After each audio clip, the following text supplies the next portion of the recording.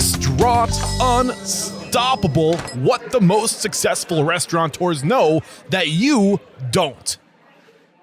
So what was that transition like, being everyone's friend, but then transitioning to a management or leadership role where now you're their boss too? Because a lot of people do struggle with that transition.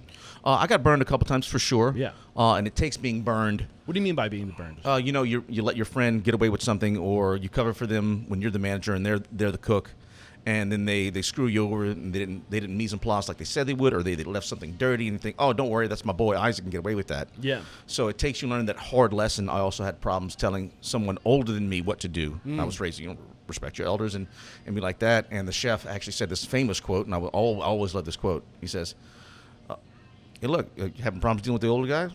This is how you think about it. It's your job or it's his job. Pick one. I'm like, oh, thanks, chef. It was crude and it was to the point and it made a lot of sense.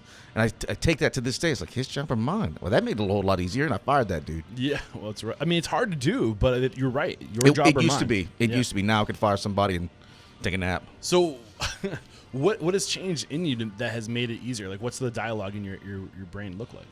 The dialogue in my brain is actually like the polar opposite of, say, Marco Pierre White would be that I am everybody's friend in there. I'm your boss first, but I'm also your friend. You can come to me with anything. Like, you got an extramarital problem, you got a drug problem, you can come to me. I could probably figure it out. I've got really good rapport with everybody. Yeah. The dishwasher, my general manager, my wife, we all have an open line of communication. You have a problem with anything, you come see me. And when I ask you to do something, I'm going to ask you to do right now, hey, would you tip your hat just a little bit? And thank you. And if you can't understand that, it's like say somebody underseasons something. I'm going to go up and say, hey, Aaron, would you add some more salt to that? And the response best be, yes, chef. And it's that simple. That's simple. I think about when I ask someone else to, I go, how do I want to be asked? Do I want to be yelled at? No, I don't want to be yelled at. Do I want to be fussed at? Do I want to be passive aggressive? Do I just start kicking shit around? Like, no, just come ask me straightforward to do something. That's it. That's it.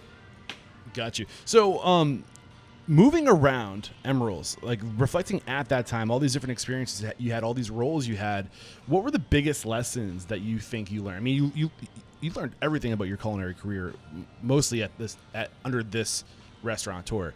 But what were your biggest lessons that you think that this experience gave you? Oh, I didn't have a whole lot of one-on-one time with Emeril. I got more and more as it got on. But I learned real quick of how to take care of people or how to understand people. Being a chef and being a manager, honestly, for this long is a degree in psychology. I know that guy needs a hug. That guy needs a kick in the ass. That guy needs a hug and then a kick in the ass. And everything in between. I know how to deal with people, and I know how to treat people. You treat people good, you treat employees good, you don't have to worry about a whole lot else. Yeah, I'm always going to worry about the sausage. I'm always going to worry about the shrimp. But my employees like working here. If they don't, they can leave. And if you got a problem with me, I guarantee it's you. You can ask around town. I'm really likable because I'm a nice guy. I'm not an asshole. I look like an asshole. I look like I could tear your arms off and beat you with them, but I won't, because I just genuinely like being here, and I like being human, and I like being alive, and I like playing with my kids, and that's just kind of the way to be. Just have enjoy. So why do you got to yell? Why you got to fuss? Why you got to be a dick at work? We all know a dick at work. You're thinking of that dick at work right now, yeah. And I'm not that dick.